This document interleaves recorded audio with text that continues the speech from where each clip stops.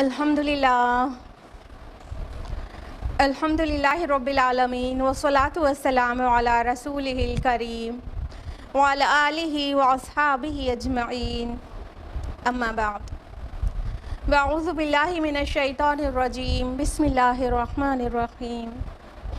شہر رمضان الذی انزل فیہ القرآن ھدی للناس وبینات من الھدی والفرقان۔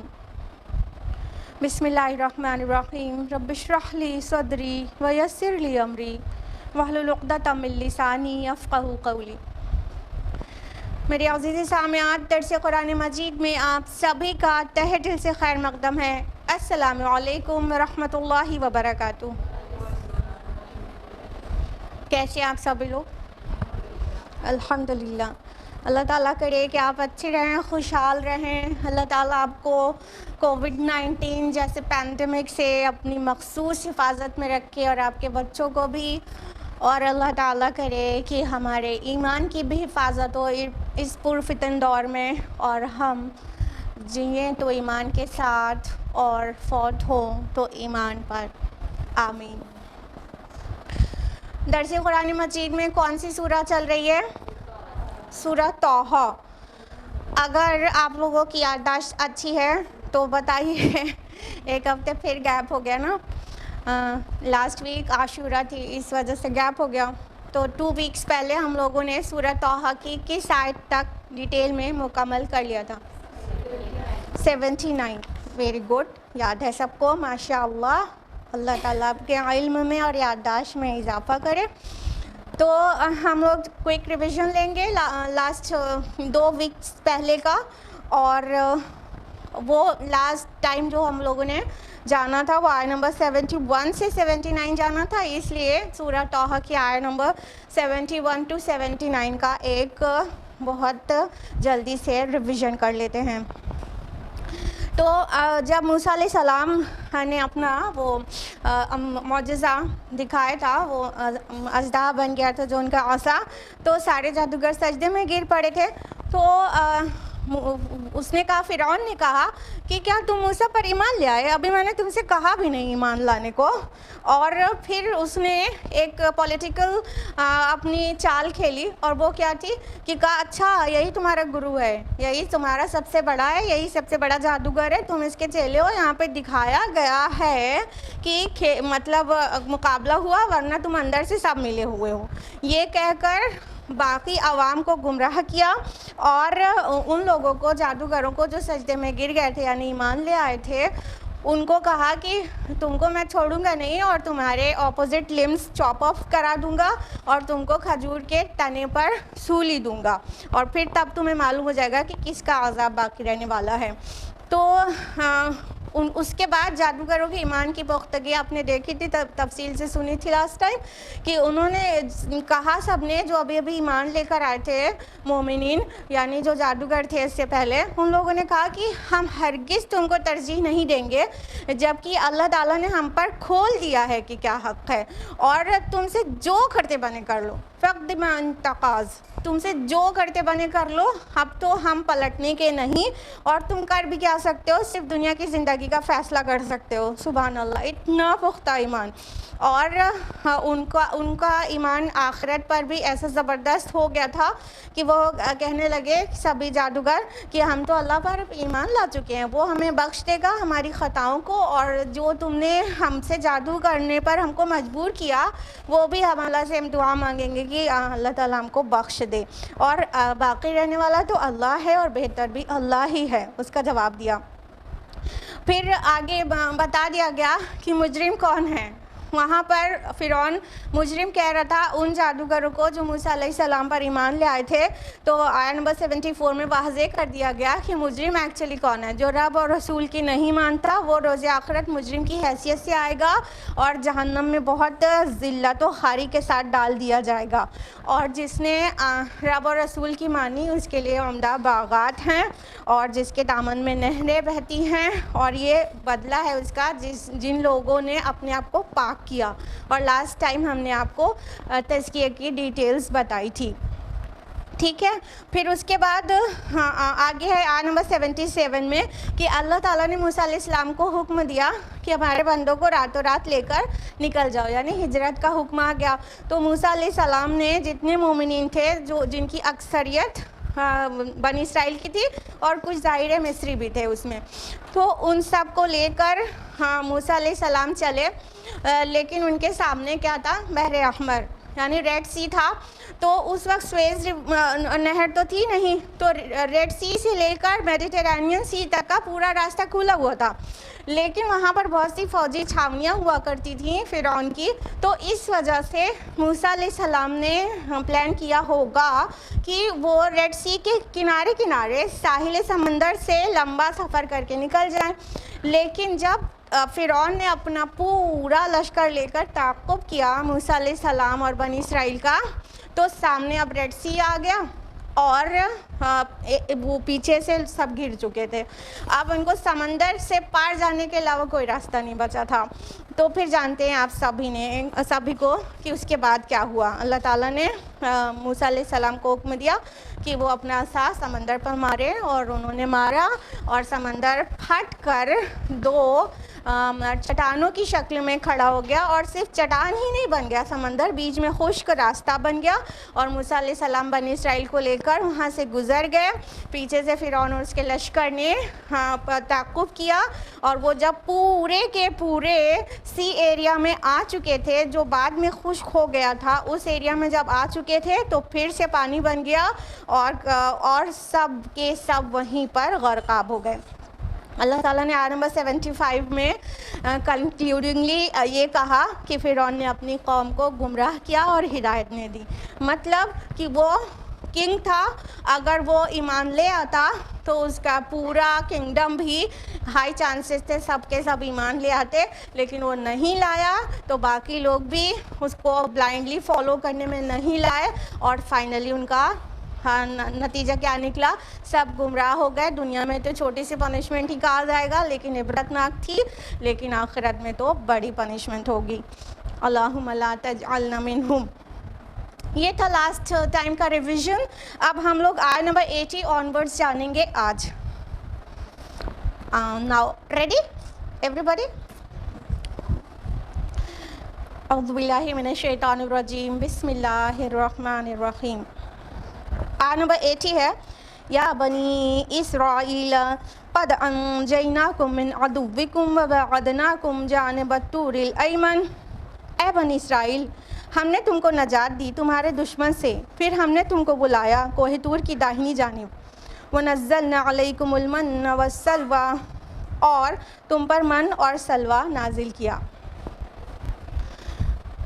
یہ یہاں پر بہت ساری ڈیٹیلز اسکپ کی گئی ہے. آپ لوگوں کو اچھی طرح سے پتہ ہے کہ موسیٰ علیہ السلام اور ان کی قوم کا تذکرہ قرآن مجید میں سب سے زیادہ ہے، لیکن الگ الگ مقامات پر الگ الگ وقت کی الگ الگ ٹائم پیریڈ کی ڈیٹیلز ہیں. ٹھیک ہے، ایز پر دا کانٹیکسٹ، جہاں پہ جس چیز کی زیادہ ضرورت ہے.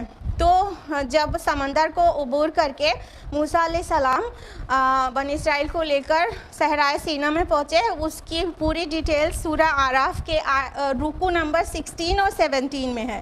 ٹھیک ہے، اور اس کا ایک پورشن سورہ بقرہ میں بھی ہے، آپ کو یہ بھی پتہ ہوگا.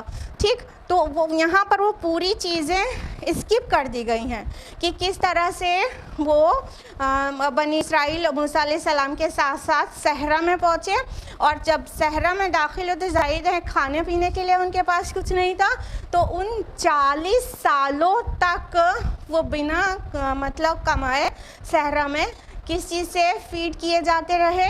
من اور سلوہ سے 40 سال تک. ٹھیک ہے، اور جو من اور سلوہ کی ڈیٹیلز اگر آپ کو نہیں معلوم ہو تو من ایک ٹائپ کے گوند جیسا کچھ لکوڈ ہوتا تھا جو اوس کی شکل میں مطلب اللہ تعالیٰ ان پر گرا دیتا تھا، نازل کر دیتا تھا.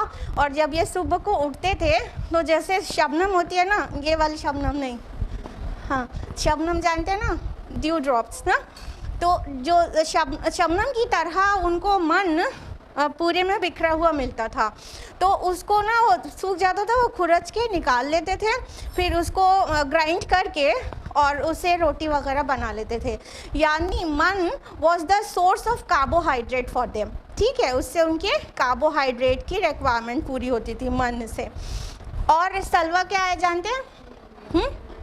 हाँ, बटेर, कोयल, जो कोयल होती है ना, तो वो सलवा वो एक परिंदा होता था, तो वो उनको इतनी ज़्यादा मतलब तादाद में वहाँ पर अवेलेबल होता था कि आराम से बगैर परेशानी के आराम से उसको पकड़ कर वो उसको ज़बह करके खा लेते थे। तो प्रोटीन की रिक्वायरमेंट उनकी सलवा से पूरी होती थी, ठीक है, कोयल से प्रोटीन। यानी हम मीट खाते हैं तो बर्ड्स मीट तो और ज़्यादा डिलीशियस होता है, तो वो मतलब सलवा से अपनी प्रोटीन की रिक्वायरमेंट को पूरी करते थे।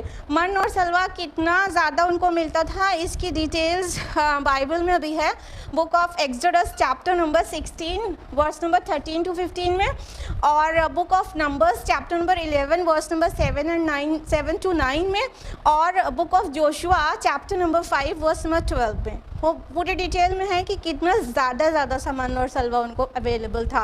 और एक दो साल का नहीं, 40 साल तक अल्लाह ताला ने उनको ऐसे फ्री में खिलाया है। फ्री में इन द सेंस, वैसे तो सभी कुछ अल्लाह ताला फ्री में देता है, लेकिन हम लोग को अभी कमाना पड़ता है, हम लोग के हस्बैंड को बड़ी मेहनत करनी पड़ती है, तब जाके हम लोग कार्बोहाइड्रेट और प्रोटीन खा पाते हैं। उनको पूरे कार्बोहाइड्रेट और प्रोटीन बिना मेहनत के कमाए सहरा में अल्लाह ताला अवेल करा देता था। तो ये पूरी डिटेल्स यहाँ पर स्किप कर दी गई है, और यहाँ पर जो डिटेल्स आ रही है वो सिर्फ इससे रिलेटेड आ रही है कि बनी इस्राइल के अंदर शिर्क कैसे दाखिल हुआ, यानी गौशाला परस्ती उनके अंदर दाखिल कैसे हुई, और बुत परस्ती एक्चुअली स्टार्ट कैसे होती है, और जब स्टार्ट हो जाती है तो नबी कितना बेताब होता है, कितना परेशान होता है, कितना अफसोस और रंज में डूब जाता है, ठीक है। तो यहाँ पर सिर्फ उससे रिलेटेड बातें आगे आ रही हैं। तो अल्लाह ताला ने बनी इस्राइल को मतलब सूरह बकरा में भी है, कितनी बार उनको एहसानात याद दिलाए हैं। यहाँ पे भी कहा, ऐ बनी इस्राइल, तुमको हमने नजात दी तुम्हारे दुश्मन से। कौन था दुश्मन? फिरौन था। क्या हुआ था उसके साथ? पूरा अपनी आर्मी के साथ गर्क हो गया, मर गया, तबाह हो गया। अब वो बनी इस्राइल को टॉर्चर करने के लिए बाकी नहीं था रुए ज़मीन पर। तो ये अल्लाह ताला का इंतज़ाम था। अब उन बनी इस्राइल को वहाँ से नजात मिली। फिर फरमाया कि हमने तुमको कोह तूर की दाहिनी जानिब बुलाया। यहाँ दाहिनी जानिब मतलब ईस्टर्न रीजन ऑफ तूर, ठीक है, वहाँ पे अल्लाह ताला ने बुलाया था। अब ये मूसा अलैहिस्सलाम की उस जर्नी का जिक्र तो यहाँ पर है, लेकिन उसकी डिटेल्स जो है वो सूरह आराफ के 70वें रुकू में है। अगर आप लोगों को ठीक से याद हो कि किस तरह से मूसा अलैहिस्सलाम कोह तूर पे बुलाए जाते हैं, फिर वो जाते हैं, फिर वो मतलब बेताब होकर वो चाहते हैं, जब अल्लाह ताला से हम कलाम होने का मुझे क्रेडिट मिल गया, मुझे इतना बड़ी बात, बड़ी चीज़ में मुझे मिल गई, तो क्यों ना मैं क्या अल्लाह ताला को देख भी लूँ। फिर वो वहाँ पर मतलब रिक्वेस्ट करते हैं अल्लाह ताला से कि मुझे वो यार आए नज़र दे कि मैं तुझे देखूँ। और आपको पता है अल्लाह ताला का क्या जवाब था कि तुम मुझे नहीं देख सकते। देखो तुम अब पहाड़ की जानिब अगर वो ठहरा रह सके तो देखना। अल्लाह ने तजल्ली फरमाई, वो जल के भस्म हो गया। फिर मूसा अलैहिस्सलाम को जब बहुत लंबे बेहोशी के बाद होश आया तो उन्होंने खूब तौबा की, और वो समझ गए कि उनकी आंखों में वो ताकत नहीं है कि उस ज़ात को देख पाएंगे इस दुनिया की आंखों से। तो ये सारी चीज़ें स्किप्ड हैं यहाँ पर और डिस्कस्ड हैं सूरह आराफ के 17th रुकू में। क्लियर? तो यहाँ पे क्या कहा जा रहा है कि हमने तो तुमको नजात दी और कोह तूर की तरफ बुलाया, और तुम पर मन और सलवा नाजिल किया। तो वो मन और सलवा से अपना उनकी फूड की सारी रिक्वायरमेंट पूरी होती थी, और वो आराम से सरवाइव कर रहे थे सहरा में भी, एकदम बड़े डेजर्ट में, जहाँ पर ना खाने की कोई और चीज़ थी और ना ही कमाने के कोई ज़राए। कुलू मिन तय्यिबाति मा रज़क़नाकुम वला तदउ फी, खाओ इन पाकीज़ा चीज़ों में से जो हमने तुमको अता की हैं, और उसमें ज़्यादती ना करना। फ़यहिल्ल अलैकुम ग़ज़बी, تو تم پر میرا غضب نازل ہوگا. وَمَن يَحْلِلْ عَلَيْهِ غَضَبِي فَقَدْ هَوَىٰ، اور جس پر میرا غضب نازل ہو جائے تو گویا وہ پٹخ دیا گیا. اب اللہ سبحانہ تعالیٰ کیا فرما رہے ہیں کہ جو پاکیزہ چیزیں ہم نے، جو طیب چیزیں تمہیں پیور جو فوڈ یا پیور تھنگس جو دی ہیں وہ تم کھاؤ اور حد سے نہ گزرو. ولا تطغوا، طغیانی نہ کرو، حد سے نہ گزرو. اب یہاں حد سے گزرنے سے کیا کیا مراد ہے؟ دیکھیے ان کو کیا دیا گیا تھا؟ من اور سلوہ کھانے کے لیے. حد سے گزرنے سے مراد یہاں پر یہ ہے کہ اللہ تعالیٰ ان کے لیے روز رزق کا انتظام کر دیتا تھا، لیکن ان میں سے کچھ لوگ ایسے بھی تھے کہ آج کھانا ہے، کل کے لیے سینٹ کے رکھنا بھی ہے. مطلب اللہ آج رازق ہے تو کل نہیں رہے گا کیا؟ یہ حد سے گزرنا ہے. اور افسوس کے ساتھ آج انسانوں کی اکثریت بھی یہی کرتی ہے. ہم بہت ڈیپلی سوچتے ہیں کہ یہ جو لیڈرز ہمارے سب پورا عوام کا مال اتنا دفن کیے بیٹھے رہتے ہیں، تو ہم سوچتے ہیں، بہت سوچتے ہیں، لیکن ہم کو سمجھ نہیں آتا یہ گریڈ کیوں ہے ان کے ہوتی ہے لوگوں کے اندر. کہ انسان کو کیا چاہیے؟ اچھے سے اچھا کھانا، بہت زیادہ آرام، بہت لگژریس لائف، یہی سب چاہیے نا. یہ سب کچھ بھی مل جائے تو اس کے بعد اتنا رکھنے کا کیا مطلب ہوتا ہے؟ کیونکہ الٹیمیٹلی انسان مر جاتا ہے اور پورا چھوڑ کے چلا جاتا ہے. تو سینٹ کے رکھنا، سیونگ اور سیونگ اور سیونگ، اور اتنی زیادہ سیونگ کے ساتھ پوچھتے بھی کھا لیں تو کوئی مسئلہ نہیں ہوگا، پھر بھی اس سے زیادہ کی سیونگ. تو یہ جو ہے اللہ تعالیٰ پر توکل کے منافی ہے. یہ اللہ تعالیٰ پر ٹرسٹ جو ہمارا ہونا چاہیے وہ اس کے بالکل اگینسٹ ہے. کیونکہ جو اللہ آج ہمیں کھلا رہا ہے، آج ہمیں آکسیجن دے رہا ہے، آج ہمیں فوڈ واٹر سب کچھ دے رہا ہے، وہی اللہ کل نہیں دے گا کیا؟ جو ہم فیوچر کے لیے اتنا ڈھیر سارا سینٹ کے رکھیں اور بہت سیونگ کریں. ہاں، تو یہ بنی اسرائیل کر رہے، تو اس کو قرآن حکیم میں کہا گیا حد سے نہ گزرو. تمہارا رب آج رازق ہے تو کل بھی وہی رازق ہے، کل بھی تم کو وہی دے گا. تم بچا کے رکھ کر یہ دکھا رہے ہو تمہیں اللہ پر بھروسہ نہیں ہے. حد سے گزرنے کا ایک مطلب یہ بھی ہو سکتا ہے کہ ناقدری نہ کرو. یعنی ان کو فری میں کاربوہائیڈریٹ، پروٹین سب کچھ مل رہا تھا من اور سلوہ کی شکل میں، لیکن کچھ ہی دن کے بعد ان کا ڈرامہ شروع ہو گیا. کیا بتائیے؟ سب کو سورہ بقرہ کی آیت یاد آ رہی ہے نا کہ ہم ایک جیسا کھانا کھانے پہ اکتا گئے ہیں. ہم کو مسور، پیاز، ککڑی، لہسن، ہم کو ڈفرینٹ ٹائپس کا کھانا چاہیے. اللہ تعالیٰ جو بہتر چیز تم کو دے رہا ہے اور تم کمتر مانگ رہے ہو. ہاں، یہ ناقدری ہے، اور ناقدری کرنا بھی حد سے گزرنا ہے.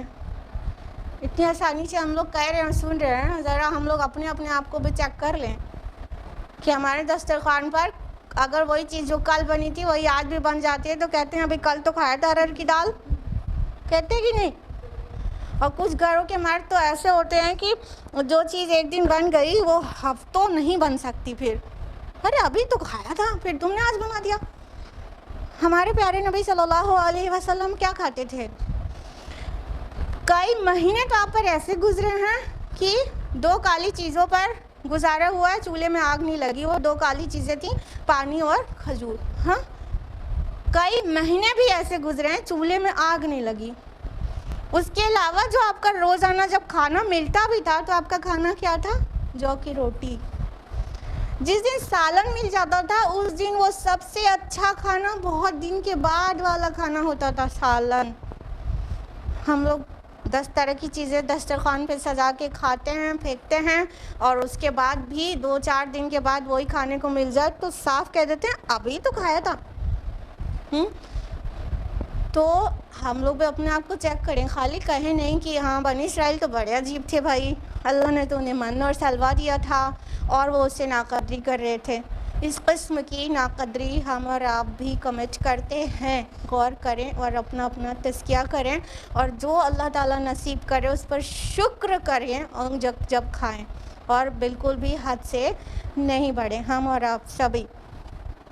تو اللہ تعالیٰ اس حد سے بڑھنے کے متعلق کہہ رہا ہے کہ اگر تم نے ایسا کیا تو تم پر میرا غضب نازل ہو جائے گا. اور جس پر میرا غضب نازل ہو جائے تو وہ تو پٹک دیا گیا. فقد ہوا کیا ہوتا ہے؟ ہوا بہت اونچائی سے گر کر کوئی ایک دم بری طرح سے ہلاک ہو جائے اور اس کے بچنے کی کوئی گنجائش نہ ہو, اس کو ہوا کہتے ہیں. ٹھیک ہے, تو اللہ تعالیٰ فرما رہے ہیں کہ میرے غضب کو مت بھڑکاؤ, حد سے نہ بڑھو. حد سے بڑھو گے تو میرے غضب کو بھڑکاؤ گے, اور جس پر میرا غضب نازل ہو گیا, جو مغضوب ہو گیا, تو وہ اس نے اپنے آپ کو اس بری طرح سے ہلاک کیا کہ اس کا بچنے کا کوئی چانس نہیں. مطلب ایک گرنا ہوتا ہے کہ ایک فلور سے گر گئے, فرسٹ فلور سے گر گئے گراؤنڈ فلور پر, تو ہو سکتا ہے پیر ٹوٹ جائے, جان بچ جائے. اور ایک گرنا ہوتا ہے بہت اونچے پہاڑ کے اوپر سے گرنا, یا تو مان لو پلین کریش ہو جانا, اس میں کوئی گنجائش ہے بچنے کی. اس والے گرنے کو ہوا کہتے ہیں جس میں ہلاکت طے ہو. تو اللہ تعالیٰ فرما رہے ہیں کہ اگر تم میرا غضب بھڑکاؤ گے اور میرا غضب مول لے لو گے, جو کہ کس وجہ سے ہے؟ حد سے بڑھنے سے. حد سے بڑھو گے تو میرا غضب مول لے لو گے, اور جو غضب میرا مول لے گا وہ گیا. He will perish. وہ بچے گا نہیں, ذرا سا بھی نہیں بچے گا. اللہم لا تجعلنا منہم.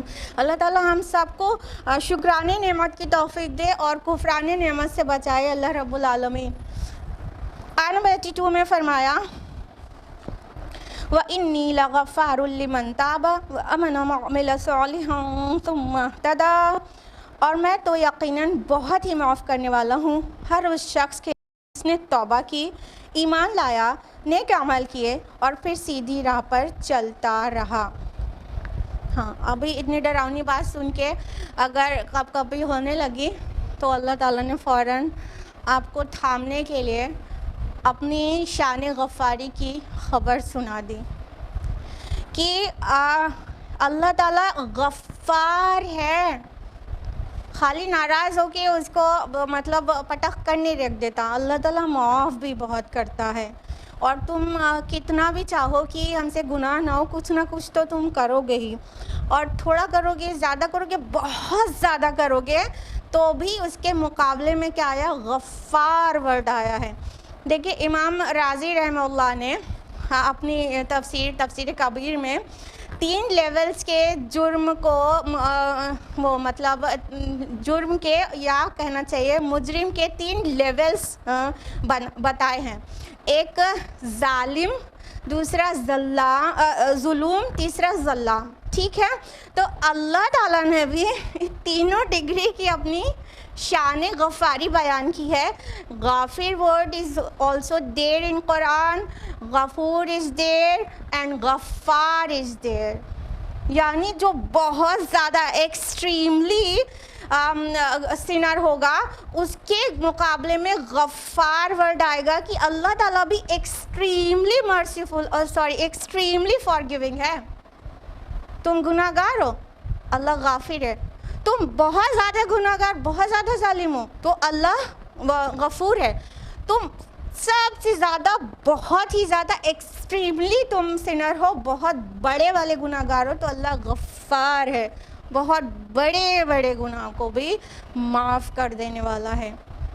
کتنی ہوپس پیدا ہو جاتی ہے, اور اگر یہ ہوپس نہ ہو تو ہم لوگ نیگیٹو فیلنگ کی وجہ سے ہی ہلاک ہو جائیں, ڈر کے, کبھی مایوسی سے, اور امید جہاں پر نہ ہو تو ہلاک ہو جائیں. تو ہمارا اللہ کتنی محبت کرتا ہے ہم سے کہ اگر اپنے غضب سے ڈرا رہا ہے تو فوراً امید دلایا کہ ایسا نہ سمجھنا کہ میرا غضب ہی سب سے زیادہ خطرناک ہے. نہیں, تم بہت زیادہ بھی گناہ گار ہو تب ڈپریس مت ہو. اللہ تعالیٰ بھی غفار ہے, اور یہاں پہ یہ ورڈ ہے غفار, ایکسٹریملی فارگیونگ. بہت زیادہ معاف کرنے والا. تو سورہ زمر سورہ نمبر 39 آیت نمبر 53 ہے نا کہ لا تقنطوا من رحمت اللہ، کہ اللہ کی رحمت سے مایوس نہ ہونا. ان اللہ یغفر الذنوب جمیعا، اللہ تعالیٰ کل کے کل گناہ معاف فرما دیتا ہے. تو اللہ تعالیٰ اتنے پیار سے کہتے ہیں نا، کہہ دیجئے میرے بندوں سے کہہ دیجئے کہ اللہ کی رحمت سے مایوس نہ ہو، اللہ کل کے کل گناہ معاف کر دیتا ہے. یعنی اگر کسی نے 200 مرڈر بھی کیے ہوں مطلب تو بھی وہ مایوس نہ ہو، بس ایک دم سنسر ریپینٹنس کرے، اللہ تعالیٰ معاف کر دیں گے. ٹھیک ہے. تو یہاں پر جو مغفرت کے جو 4 شرائط ہیں وہ پوری ایک ساتھ یہاں پر جمع ہیں. دیکھیے وَإِنِّي لَغَفَّارٌ، یعنی پہلے استغفار کرنا ہوگا. لمن تابہ، مطلب اللہ تعالیٰ غفور ہے اس کے لیے جو توبہ کرتا ہے، تو پہلے توبہ کرنا پڑے گا. وَآمَنَ، اور ایمان لانا ہوگا. وَعَمَلَ صَالِحًا، اور عمل صالح کرنا ہوگا. ثُمَّ اهْتَدَىٰ، اور ہدایت پہ جم جانا ہوگا. ٹھیک ہے. اہتدا صرف ہدایت پانے کو نہیں کہتے، ہدایت پر ثابت قدم رہنے، اس پر جم جانے کو بھی کہتے ہیں. ٹھیک. تو سب سے پہلے کیا ہے؟ توبہ کرنا ہوگا، اپنے ایمان کو رینیو کرنا ہوگا، اعمال صالحات سے سجانا ہوگا اپنے ایمان کو، اور ساتھ میں وہ راہ ہدایت پر استقامت اختیار کرنی ہوگی. یہ چاروں چیز کرنی ہوگی. تو یہ چاروں چیز جو کرے گا تو پھر اس کا الٹیمیٹلی وہ نجات پا جائے گا. تو اللہ تعالیٰ تو غفور ہے. توبہ ہم سے اور آپ سے کسی غلطی نہیں ہوتی، روز روز ہی نہیں، دن میں کئی بار توبہ کیا کریں. اور ایمان لانے کا مطلب یہ نہیں ہوتا تو بچپن ہی میں لا چکے ہو، تو امی ابو نے سکھا دیا تھا اشہدو ان لا الہ الا اللہ و اشہدو ان محمد رسول اللہ، یہ تو بچپن سے نہیں. ہم کو اپنے ایمان کو آلویز رینیو کرتے رہنا چاہیے. اپنے ایمان کو مطلب بار بار ہمیں یہ صدق دل سے گواہی دینا چاہیے کہ وہ ہی ہے جو عبادت کے لائق ہے، اور محمد رسول اللہ صلی اللہ علیہ وسلم کی ذات ہی ہے جو مطلب پیور ہے، جس سے کوئی گناہ نہیں ہوا، اور وہ ہمارے ہادی اور رہنما ہونے کے لائق ہیں. یہ دل کی گہرائی سے ہمیں اپنے ایمان کو بار بار رینیو کرنا چاہیے. اور عمل صالح تو خالی مولی کوئی ہو ہی نہیں سکتا ایمان کے بغیر، اور ایمان ہے اور عمل صالح نہ ہو تو مطلب نہیں ہے، نجات تب بھی مشکل ہوگی. اور ہدایت پر ثابت قدم رہنا، جم جانا، یعنی اپنے اعمال کو صحیح کر لیا، پھر اسٹریٹ پاتھ پر ہی چلنا، پھر مڑ کے پیچھے نہیں دیکھنا. یہ الگ بات ہے کہ پھر غلطی ہو گئی تو پھر توبہ کریں، وہیں سے پھر شروع کریں. لیکن یہ کہنے کا مطلب یہ نہیں ہے کہ جب توبہ کریں تو سوچیں کہ آئندہ پھر کر لیں گے تو پھر توبہ کر لیں گے. نہیں، جب توبہ ہو تو وہ سنسیئر ریپینٹنس ہو، توبۃ النصوح ہو کہ آگے نہیں کریں گے. وہ الگ بات ہے، لڑکھڑائیں گے، گریں گے، پھر اٹھیں گے، پھر چلیں گے. تو یہ کرتے رہنا ہے، لیکن ہدایت کا راستہ واضح ہو جانے کے بعد اسے اختیار کرنا، اس پر ثابت قدمی دکھانا ہوگا. آیت نمبر 83 میں اللہ تعالیٰ نے فرمایا وَمَا أَعْجَلَكَ عَنْ قَوْمِكَ يَا مُوسَىٰ، اور اے موسیٰ یہ تمہیں کس چیز نے جلدی پر آمادہ کیا اپنی قوم کو چھوڑ کر؟ کیا جلدی کیا تھا انہوں نے؟ ہاں سب کو معلوم ہے ماشاءاللہ. اچھا سب لوگ تو بولے نہیں، لیکن امید کرتے ہیں کہ آپ لوگ کو بھی معلوم ہے نا. ابھی ہم نے کانٹیکسٹ بھی بتایا تھا کہ یہاں پہ کون سے کانٹیکسٹ میں بات ہونے جا رہی ہے، رائٹ. تو موسیٰ علیہ السلام کو اللہ تعالیٰ نے کوہ طور پر بلایا تھا، کس کام کے لیے؟ تورات عطا کرنے کے لیے. ٹھیک ہے. تو وہ سب اپنی پوری مطلب اپنی قوم کے ساتھ تھے. تو اب ان سے اللہ تعالیٰ سے کلام اس سے پہلے بھی ہو چکا تھا، وہ والی جرنی جو اس سے پہلے بیان ہوئی تھی. تو اللہ تعالیٰ سے کلام کی جو لذت ان کو مل چکی تھی، جب دوسری اپارچونیٹی ملی کہ پھر کوہ طور پر آؤ اللہ تعالیٰ کلام کریں گے، تو ایسا مطلب شوق اور اشتیاق میں قوم کو پیچھے رہ جانے دیا، اور بہت تیز رفتاری کے ساتھ اپوائنٹڈ ٹائم سے پہلے پہنچ گئے. صرف مطلب بہت زیادہ شوق میں اپنے رب سے باتیں کرنے کے لیے بے قرار تھے تو وہاں جلدی پہنچ گئے. لیکن کیا ہے کہ جو تعجیل ہے وہ مطلب نبیوں کے لیے مناسب نہیں ہے. Rushing is not good for profits. آپ لوگ کو اگر یاد ہو سورہ مریم ہم نے تفصیل سے آپ کو بتایا تھا, سورہ مریم کے آیت نمبر 64 میں اور آیت نمبر 84 میں رسول اللہ صلی اللہ علیہ وسلم کو جلدی بازی کرنے سے روکا گیا تھا. یعنی آپ صلی اللہ علیہ وسلم بھی چاہتے تھے جلدی جلدی وحی آ جائے, تو آپ کو روکا گیا کہ آپ وحی میں جلدی نہ مچائیں.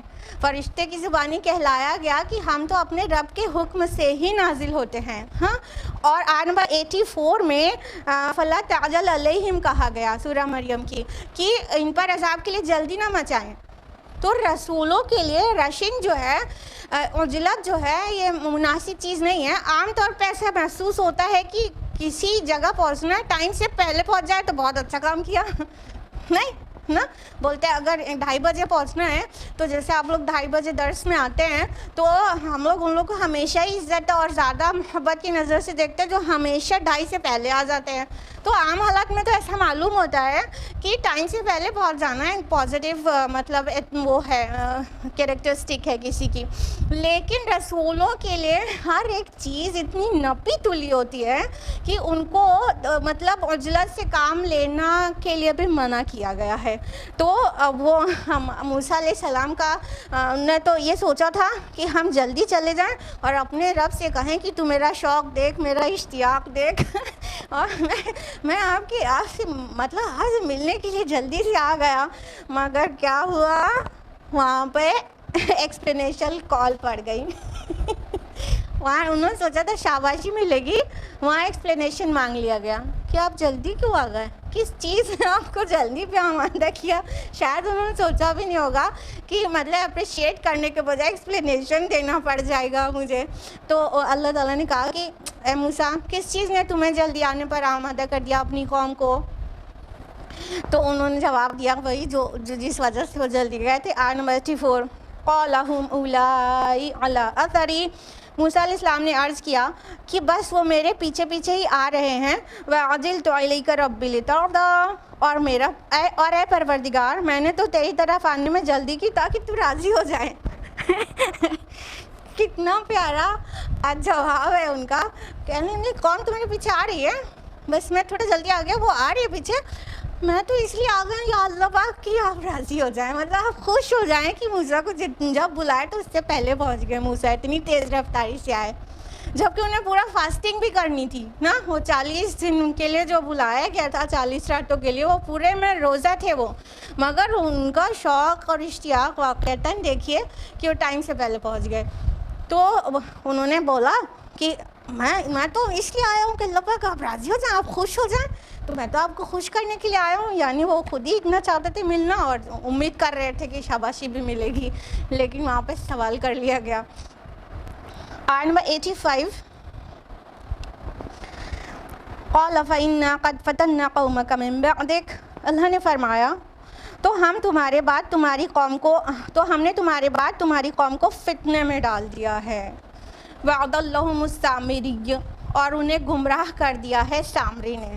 اللہ اللہ, اللہ تعالیٰ کسی کو گمراہ کرتا ہے, فتنے میں ڈالتا ہے, اللہ تعالیٰ ڈالتا ہے ہاں کہ نہیں. لیکن کئی باتیں اللہ تعالیٰ اپنی طرف منسوب کر لیتے ہیں. اللہ تعالیٰ یہاں فرما رہے کہ ہم نے تمہارے پیچھے تمہاری قوم کو فتنے میں ڈال دیا. اللہ تعالیٰ نے فتنے میں آج سچ نہیں ڈالا, لیکن جس طرح زہر کا خالق بھی اللہ تعالیٰ ہوتا ہے, زہر کا, ٹھیک, اور جس طرح جو بھی ایولز ہے وہ بھی کوئی کمٹ کرتا ہے تو اللہ تعالیٰ کے اذن کے بعد ہی کمٹ کرتا ہے, ٹھیک ہے, کوئی سن یا واٹ ایور نیگیٹو نا. تو چونکہ اللہ تعالیٰ کے اذن, اس کے سینکشن کیے بغیر کوئی بھی چیز ہو نہیں سکتی, تو ایسی سبھی چیزیں اللہ تعالیٰ اپنی طرف بھی منسوب کر لیتا ہے کیونکہ اذن اسی نے دیا ہوتا ہے. تو اللہ تعالیٰ کہتے ہیں ہم جس کو گمراہ کرتے وہ راہ نہیں پائے گا. اللہ تعالیٰ کبھی گمراہ نہیں کرتا, لیکن وہ گمراہی کے راستے پہ چلنا چاہتا ہے اور اس کے ایفرٹس گمراہی والے ہی ہوتے ہیں تو اللہ سینکشن کر دیتا ہے, اذن دے دیتا ہے, گرانٹیڈ کرو, ٹھیک ہے. تو اس کو اللہ تعالیٰ اپنی طرف منسوب کر لیتے ہیں. تو یہاں پہ بھی کہا گیا کہ ہم نے آپ کی قوم کو آپ کے پیچھے فتنے میں ڈال دیا ہے. اور یہ فتنہ کون سا تھا؟ کہ سامری نے ان کو گمراہ کر دیا تھا. تو اب یہاں پہ پوائنٹ یہ ہے کہ موسیٰ علیہ السلام سے جو باس پرس ہو گئی تھی کہ آپ جلدی کیوں آ گئے, تو اٹ مے بی پاسبل کہ اگر موسیٰ علیہ السلام اپنی قوم کے ساتھ ساتھ ہوتے تو ان کا تذکیہ کرتے رہتے, اور کوئی مطلب فتنہ کوئی کرنے کی کوشش کرتا رہتا تو اس کی کاٹ کر دیتے اور نہ پڑتی ان کی قوم فتنے میں. تو وہ تو اب جلدی میں اللہ تعالیٰ سے بات کرنے اشتیاق میں جلدی آ گئے, ان کی قوم ان کے پیچھے ان کے بغیر رہ گئی, اور سامری نے ان لوگوں کو شرک میں مبتلا کر دیا. تو اس وجہ سے ایکسپلینیشن کال پڑ گئی موسیٰ علیہ السلام کے اوپر کہ آپ جلدی کیوں آ گئے, یہاں آپ کو پتہ بھی ہے آپ کی قوم کے ساتھ آپ کے پیچھے کیا ہو رہا ہے. تو سامری کے متعلق آپ لوگ کیا جانتے ہیں؟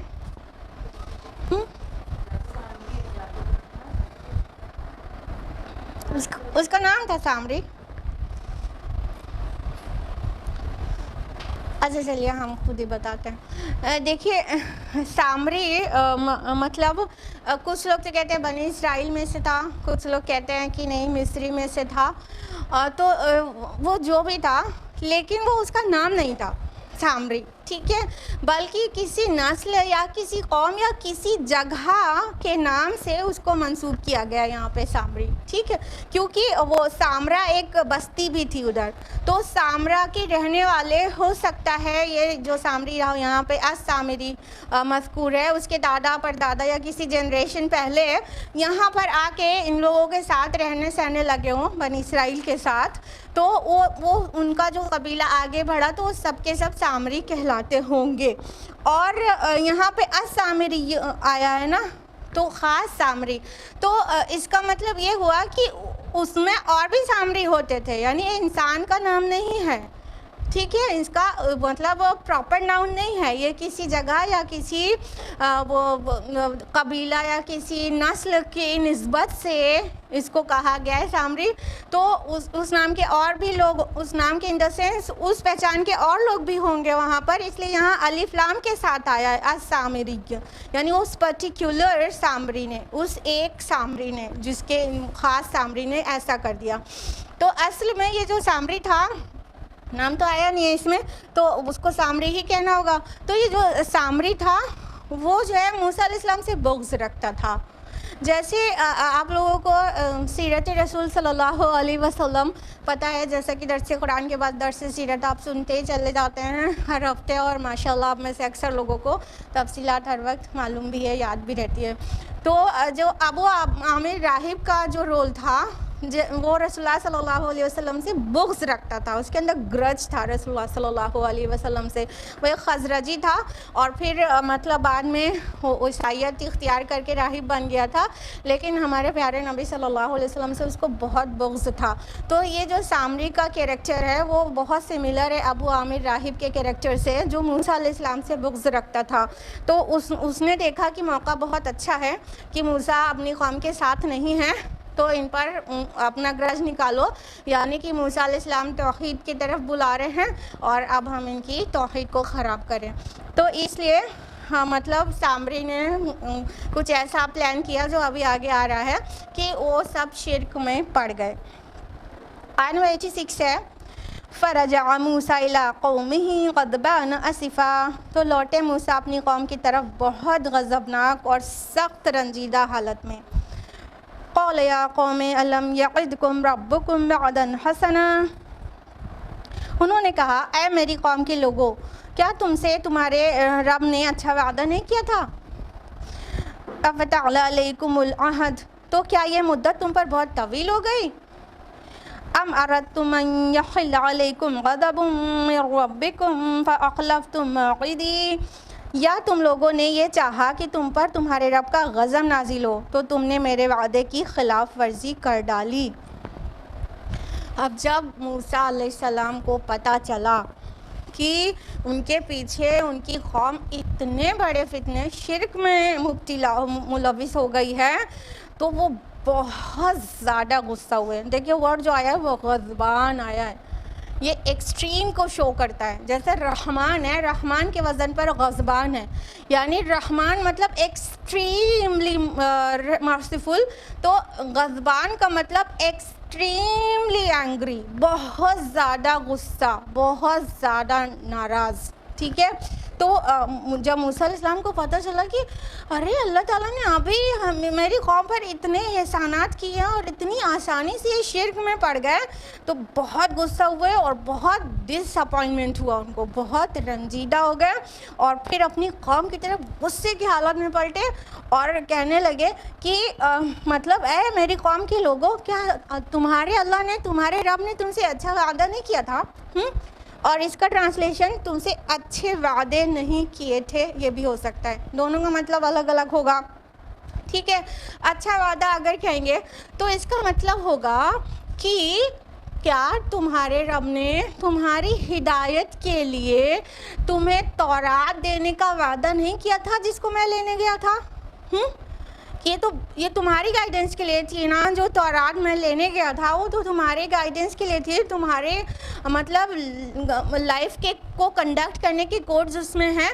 تو تمہارے اللہ نے تو تمہارے لیے اتنا پیارا وعدہ کیا تھا, اور اگر کہیں گے کہ اچھے وعدے نہیں کیے تھے تو اس سے پہلے کے سارے وعدے جو کہ فلفل ہو چکے وہ مانے جائیں گے. جیسے کہ اللہ تعالیٰ نے موسیٰ علیہ السلام کو بھیجا بنی اسرائیل کے درمیان, جب کہ وہ کتنا ہائیلی پرسیکیوٹڈ پیپل تھے فرعون سے. اللہ تعالیٰ نے موسیٰ علیہ السلام کو پوائنٹ کیا کہ وہاں سے فرعون کے پرسیکیوشن سے انہیں نکالیں, ریلیز کریں, اور اللہ تعالیٰ نے ان پر یہ احسان کیا, اچھا وعدہ جو کیا تھا وہ پورا کیا. پھر ان کو بنی اسرائیل کو وہاں سے ریلیز کرایا اور بنی اسرائیل کے دشمن کو غرقاب کیا. تو یہ سارے وعدے کیے تھے, پورے کیے. پھر یہ صحرا میں آئے, صحرا میں کھانے پینے کے لیے نہیں تھا, ان کے لیے فوڈ کا پرومس ہوگا, فوڈ واٹر سب کچھ وہاں سپلائی کیا اللہ تعالیٰ نے, اور اوپر ابر کا سایہ نصیب کیا. یہ سارے جو کچھ بھی پرومسز تھے سب اللہ تعالیٰ نے فلفل کیے. یہ ابھی تم اتنی نعمتیں مطلب اویل کیے چلے جا رہے ہو, اور ابھی نیئر پاسٹ میں بہت بڑی رحمت اللہ تعالیٰ کی تم پر نازل ہو چکی ہے کہ تمہارا اتنا بڑا اینمی اس کو اللہ تعالیٰ نے کل کر دیا. تو کیا اللہ تعالیٰ نے جو وعدے کیے تھے تم نے اس کو سچا نہیں پایا, جو اتنی مطلب بلندر مسٹیک کر ڈالی؟ اور فرمایا افطال علیکم العہد, کیا تم پر مدت بہت زیادہ طویل ہو گئی؟ تو اگر پیچھے کے پرومسز کو سمجھیں گے تو مطلب یہ ہوگا ابھی زیادہ دن نہیں ہوا ان نعمتوں کا. کیا مدت اتنی طویل ہو گئی کہ تم بھول بھال گئے کہ اللہ تعالیٰ نے اتنے احسانات کیے تم پر؟ اور اگر یہ مطلب آگے والی نعمت کا وعدے کی بات سمجھیں گے, کون سا؟ تورات کا ملنا. تو تورات لینے 40 ڈیز کے لیے ہی تو گئے تھے نا, تو کیا یہ اتنا تمہارے اوپر مدت طویل ہو گئی کہ موسیٰ علیہ السلام تمہارے بیچ سے نکلے اور تم جو ہے پڑ گئے شرک میں؟ اتنی مدت طویل ہو گئی تھی تم پر, اور موسیٰ علیہ السلام مطلب گویا ہیں, بس بولتے ہی جا رہے ہیں. یا تم لوگوں نے یہ چاہا کہ تم پر تمہارے رب کا غضب نازل ہو جائے کہ جو تم نے میرے وعدے کی خلاف ورزی کر ڈالی؟ مطلب یا تو پھر تم نے یہ خود چاہا کہ تم اللہ کے غضب کے مستحق ہو جاؤ اور تم نے میرے وعدے کی خلاف ورزی کر ڈالی. یہ کون سے وعدے کی بات ہو رہی بھائی؟ جلدی بتائیے, نبیوں سے کون سا وعدہ کرتی ہے قوم؟ جلدی جلدی جلدی. امت کے لوگ اپنے نبی سے کیا وعدہ کرتے ہیں؟ ہاں ماشاء اللہ. اور ہاں سمع و اطاعت کے وعدہ کرتی ہے نا امت. تو جب امت کو کے بیچ نبی پوائنٹ ہوتا ہے اور وہ لوگ ایمان لے آتے ہیں تو سب سے پہلے تو یہی وعدہ کرتے ہیں ہم اللہ کے ساتھ کسی کو شریک نہیں کریں گے, اور ہم آپ کی اطاعت کریں گے. یہ ایک دم بیسک سا ہے پرومس جو کہ فلفل کرنا ہوتا ہے. اور یہ صرف نبی آئے اور دعوت دے, اس کی امت اس کو زبان سے کہے ہاں ہم اس کا وعدہ کرتے ہیں, ایسا ضروری نہیں ہے. جبکہ ہم اپنے نبی سے 1400 سال سے زیادہ دور ہو چکے ہیں ٹائم کے اعتبار سے, لیکن جب ہم کہتے ہیں اشہدو ان لا الہ الا اللہ و اشہدو ان محمد رسول اللہ, تو یہ بھی ایک کمٹمنٹ ہے، یہ بھی ایک کمٹمنٹ ہے۔ پھر رب اور رسول کے جو بھی ایک کام ہے اسے ہمیں ماننا ہوگا۔ یہ کلمہ شہادہ اپنے آپ میں ہم سے کمٹمنٹ لیتا ہے۔ تو اللہ تعالیٰ کے رسول موسیٰ علیہ السلام کہہ رہے ہیں کہ جو تم نے یہ سب حرکت کر کے مجھ سے خلاف ورزی کر ڈالی، یعنی تم نے کون سا پرومس وائلیٹ کیا کہ تم نے کہا تھا آپ شرک نہیں کریں گے اور موسیٰ کی اطاعت کریں گے، اس کو وائلیٹ کر دیا۔ ہاں بالکل غصے میں بھرے بولتے چلے جا رہے تھے اور یقیناً مطلب یہ بات قابل تصور ہمارے اور آپ کے نہیں ہو سکتی کہ ایک نبی کی دعوت پر ایمان لائی قوم پھر سے شرک میں پلٹ جائے تو اس کو کتنا غصہ بھی آئے گا، کتنا ڈس اپوائنٹمنٹ ہوگا اور وہ کتنا بےتاب، بے قرار اور سخت پریشان ہو جائے گا۔ یہ ہم اور آپ سمجھ نہیں کر سکتے۔ ہم لوگ چھوٹے چھوٹے سے داعی کسی کو دعوت دیتے رہتے ہیں، وہ حق پہ چلنے لگتے تو ہم لوگ کو کتنی خوشی ہوتی ہے، اور پھر اگر وہ کچھ دن حق پہ چلنے کے بعد پھر ادھر پلٹ جائے تو ہم لوگ کو کتنا رنج ہوتا ہے۔ یہ چھوٹے چھوٹے داعی، چھوٹا چھوٹا رنج، ٹھیک ہے۔ ایک داعی ہوتا ہے رسول، ہاں کس ڈگری میں وہ دعوت دیتا ہے، مطلب وہ اتمام حجت تک کر دیتا ہے، ہاں، اور پھر اس کا جو آؤٹ کم آتا ہے، جو چند مٹھی بھر لوگ ایمان لے آتے ہیں ان میں سے بھی کوئی مرتد ہو جائے تو اسے کیسا لگے گا وہ تو رسول ہی جانے۔ اور ہمارے پیارے نبی صلی اللہ علیہ وسلم اپنے جو مخاطب اول تھے اہل مکہ کے لیے کتنا گھٹتے تھے کہ ان کے شرک پر، وہ ہمارے پیارے نبی ہی جان سکتے ہیں۔ ہم لوگ اندازہ بھی نہیں لگا سکتے کس درجے کی گھٹن ہوتی ہے۔ تو یہ جو سورہ ہے یہ مکی سورہ ہے اور مشرکین مکہ کو بتایا جا رہا ہے کہ ہمارے رسول کو بھی، ہمارے آخری رسول کو بھی تم سخت پریشان کر رہے ہو اپنے شرک سے، کیونکہ موسیٰ کتنا پریشان ہوئے تھے اپنی قوم کے شرک سے، کس قدر پریشان ہوئے تھے تم دیکھو، یہی میرے نبی کے اوپر بیت رہی ہے اس وقت جو تم مان کے نہیں دے رہے ہو۔ قالوا ما اخلفنا موعدک بملکنا، انہوں نے جواب دیا کہ ہم نے آپ کے وعدے کی خلاف ورزی اپنی اختیار سے نہیں کی، ولكن حملنا اوزارا من زینۃ القوم فقذفناها فكذلك القى السامري، بلکہ ہم پر بوجھ تھا اس قوم کے زیورات کا تو ہم نے وہ پھینک دیے، اور اسی طرح سامری نے بھی کچھ پھینکا۔ تب قوم کا جو جسٹیفیکیشن تھا وہ کیا تھا؟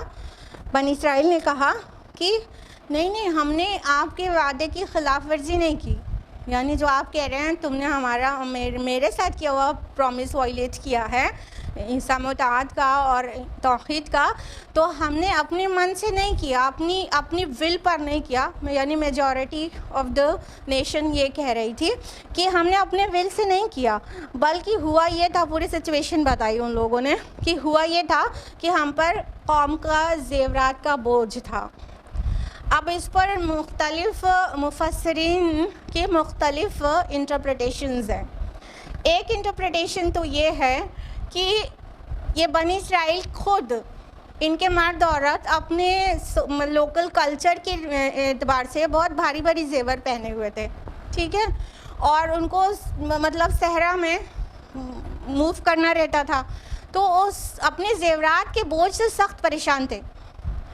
تو سامری نے ان کو کہا کہ تم سارے زیور اتار دو، مطلب یہ ایک انٹرپریٹیشن ہے جو ہم آپ کو بتا رہے ہیں کہ سب لوگ اپنے اپنے زیور اتار دو اور اس کو پگھلا کر اس کے برکس بنا لیتے ہیں، جو کسی مطلب اینیمل پر ہم لوگ لاد دیں گے تو وہ ہمارے لیے آسان رہے گا اس کا لوڈ کیری کرنا، ٹھیک ہے۔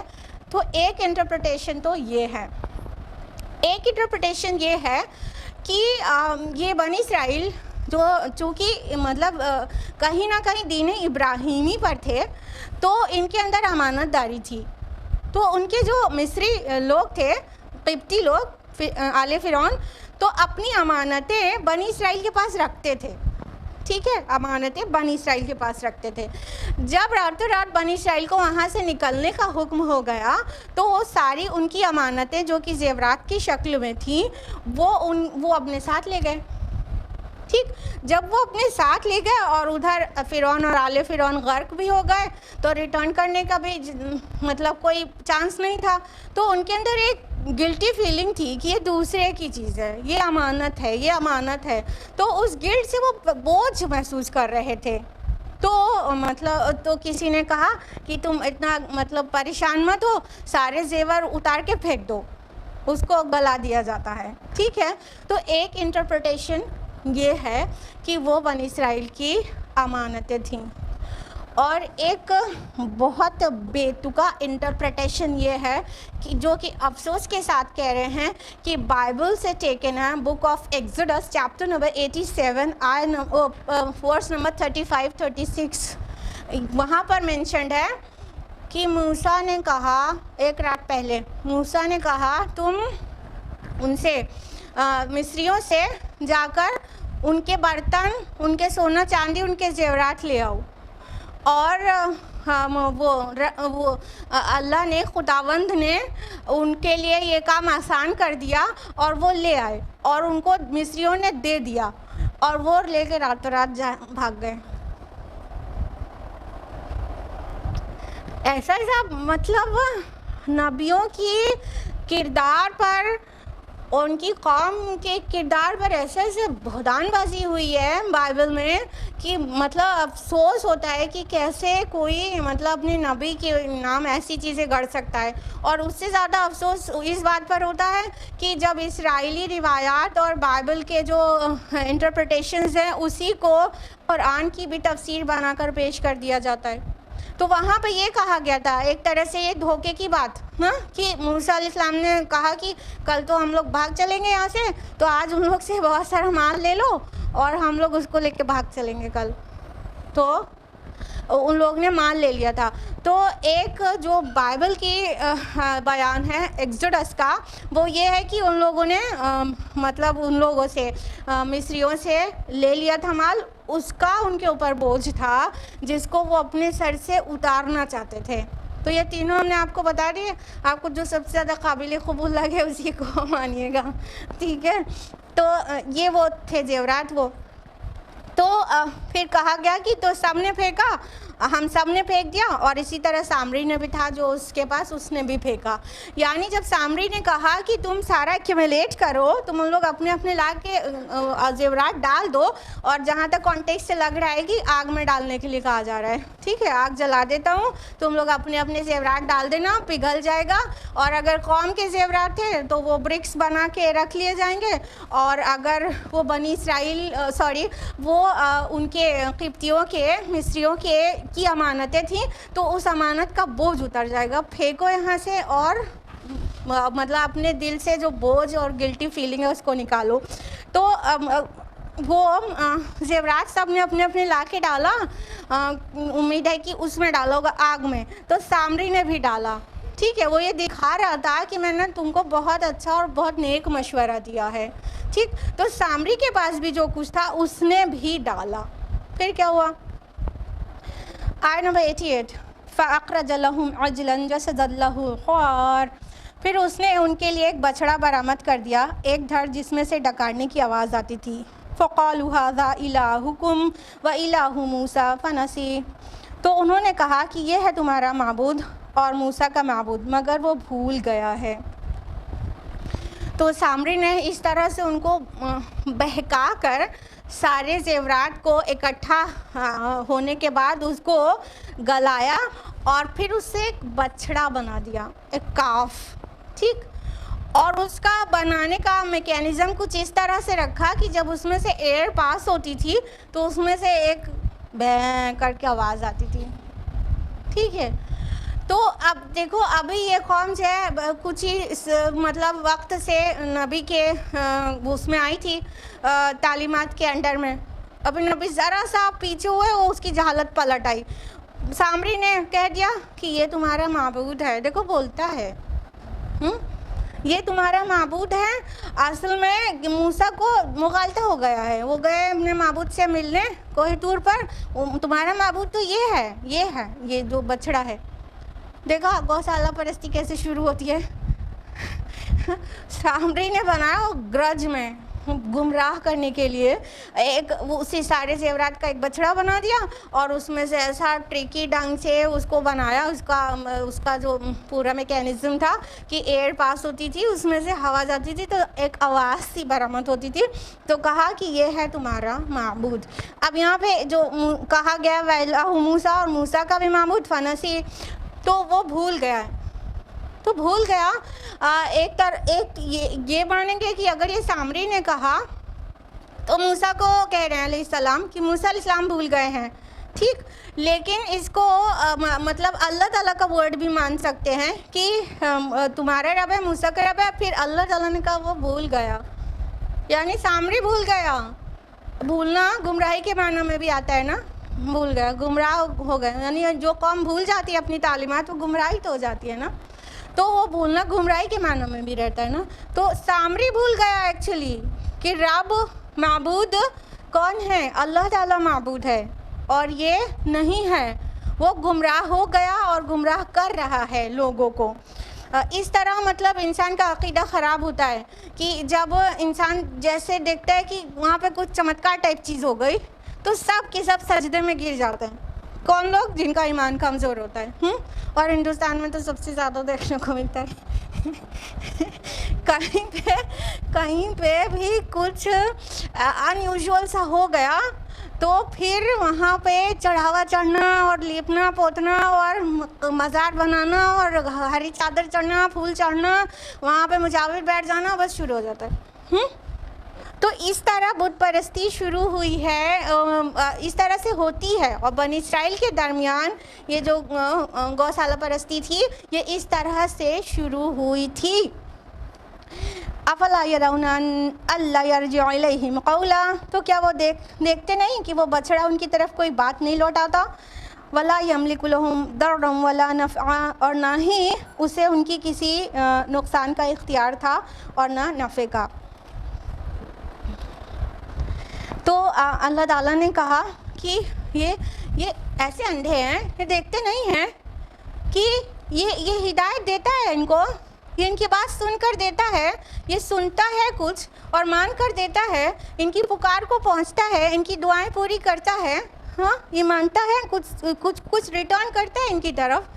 یعنی جیسے جا کے کسی نے بولا کہ جو بچڑے کے سامنے کسی نے بولا کہ میں میڈیکل کی پریپریشن کروں کہ نہیں کروں، تو اس سے جواب آیا ہے، بول گا ہاں کرنا ہے، جواب مل گیا، میرے لیے شگن ہے، کرنا ہے، کامیابی مل جائے گی۔ ہاں یہ عقیدہ ہوتا ہے۔ ہاں تو اس طرح سے مطلب ایسے عجیب سی آوازوں کی، اتنی سی آواز کے چکر میں پورا ایمان کھو دیا۔ ہاں تو اس طرح اس ملک میں تو اور زیادہ یہ چیزیں ہوتی ہیں کہ بس کہیں سے کچھ ان یوزول ہوتا ہو نظر آ گیا، اب مورتی دودھ پی رہی ہے، اب دودھ پورے شہر کا ختم ہو جا رہا ہے اور وہیں جو ہے گڑیش میں جا رہا ہے، اور سب کو بعد میں پتہ چل جاتا ہے کہ وہ کس طرح سے بیسمنٹ میں گیا اور وہاں سے کس طرح سے اس کی جو ہے کالا کاروبار ہو رہا ہے۔ تو کچھ نہ کچھ یہاں تو ہندوستان والے تو اور توہم پرست ہوتے ہیں، ذرا سے میں پھسل جاتے ہیں۔ تو ایسے ہی جہالت آ گئی تھی بنی اسرائیل کے اندر بھی، تو وہ اللہ تعالیٰ نے واضح کیا کہ دیکھو نہ تو تمہارا کوئی بھی تم کو رسپونڈ نہیں کرتا وہ کبھی بھی، اور نہ ہی تمہارے نفع اور نقصان کا اختیار رکھتا ہے۔ یعنی یہ ساری جو صفات ہیں وہ تو اللہ تعالیٰ کی ہے نا، اللہ respond to you any time, اور تمہارے نفع اور نقصان کا پورا قبضہ اللہ کے ہاتھ میں ہے، اور یہ بچڑا تمہیں نہ نفع دے سکتا ہے نہ نقصان، اور تم کو کبھی رسپونڈ نہیں کرتا۔ تو اس طرح سے یہ رکوع یہاں پر مکمل ہوتا ہے اور وقت بھی پورا ہو گیا۔